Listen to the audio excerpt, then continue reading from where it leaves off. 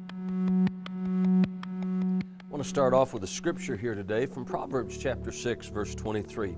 It says, "The reproofs of instruction are the way of life." You know, John 10:10, which is a famous verse in the New Testament, says, "The thief comes before to kill, steal, and destroy." But it says, Jesus came that we might have life and have it more abundantly. The reason Jesus Christ came was to give us abundant life, abundant love, abundant forgiveness, abundant peace, abundant joy. That's what He came to give us. But part of the way that we walk in that, He made it available for us, but one of the ways that we access that life is by listening to reproofs of instructions, corrections. And maybe as I was meditating on this, I sort of got the picture in my head of, like a two-lane road with guardrails on either side. And as you go down, and I sort of see this as you begin your Christian life, it's sort of like you bounce off of these guardrails as you're going down the road, and then eventually you stop bouncing and you sort of start being steady right down the middle of the road.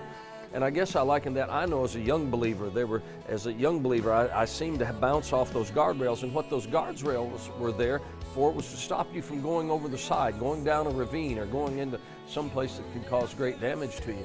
And what happens is God puts some guardrails up so that we don't get off of the path of life.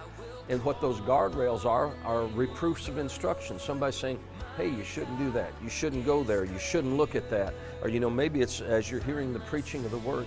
And the thing is, there's another place in Proverbs that says, he that hates correction is stupid. That's King James Version.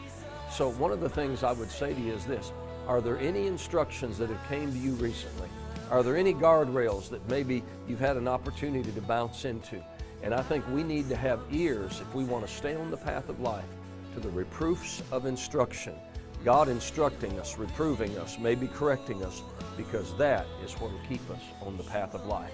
So I'll challenge you today, listen for the reproofs of instruction, because that is the way of life.